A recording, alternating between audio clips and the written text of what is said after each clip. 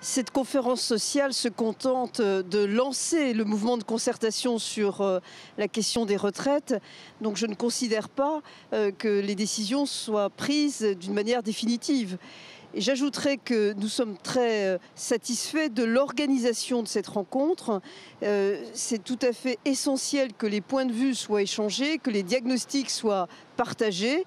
Et nous, dans la journée de demain notamment, nous allons expliquer pourquoi il est essentiel non seulement certainement d'allonger la durée de cotisation, et la question dans ce cas-là, c'est à quel rythme faut-il passer d'une durée de cotisation à une autre, mais pourquoi il faut également décaler l'âge légal de départ à la retraite. Et nous dirons que si nous ne faisons pas ça, alors cela voudra dire qu'on entretient dans notre pays un mensonge qui a été posé par des gouvernements de droite et de gauche depuis des décennies. Et ce mensonge ne pourra qu'aboutir à une seule chose, à une dégradation du niveau des pensions et un appauvrissement général.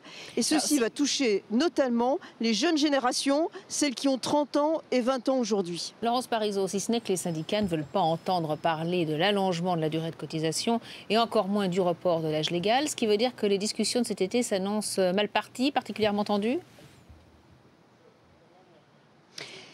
Peut-être que les choses sont difficiles, mais les choses s'appuient sur des chiffres. La question des retraites, c'est une question arithmétique. Il y a un certain nombre de paramètres bien identifiés qui sont le niveau des cotisations, le niveau des pensions, l'âge légal et la durée de cotisation. Si à ces paramètres-là, on met en regard l'allongement de l'espérance de vie et la pyramide des âges, est-ce qu'il faut tenir compte de la pénibilité du travail ou pas ? On en a déjà tenu compte. Dans la loi de 2010, il y a un mécanisme spécifique sur la pénibilité qui est intégré, qui est appliqué par les branches professionnelles. Aujourd'hui, il faut faire comme tous les pays européens, comme tous les pays occidentaux. Il faut raisonner sur le long terme, à un horizon de 2040. Et sur le long terme, compte tenu de la pyramide des âges, compte tenu de l'espérance de vie, il faut accepter de travailler plus longtemps et de partir à la retraite à un âge supérieur à celui d'aujourd'hui. Si on ne fait pas ça, ça va être la désespérance pour toutes les jeunes générations parce qu'elles vont comprendre que leur niveau de pension sera extrêmement, extrêmement bas. Alors parlons du chômage à présent. Les emplois d'avenir, François Hollande voudrait les étendre au secteur privé, notamment sur le tourisme, sur les services à la personne et la santé. Vous trouvez que c'est une bonne idée ? Ah oui, nous l'avons demandé depuis déjà un certain temps. Il faut ouvrir le plus vite possible le système. Nous savons tous qu'il y a urgence.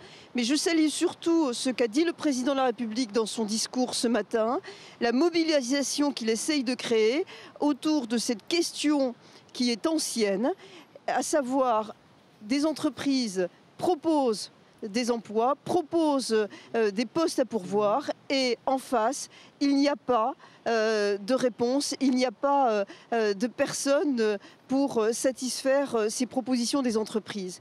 Il y a là un écart, un gap à combler et si collectivités locales, État, éducation nationale, partenaires sociaux, nous nous mobilisons pour réduire cet écart. Je suis bien certaine qu'on pourra réduire le chômage.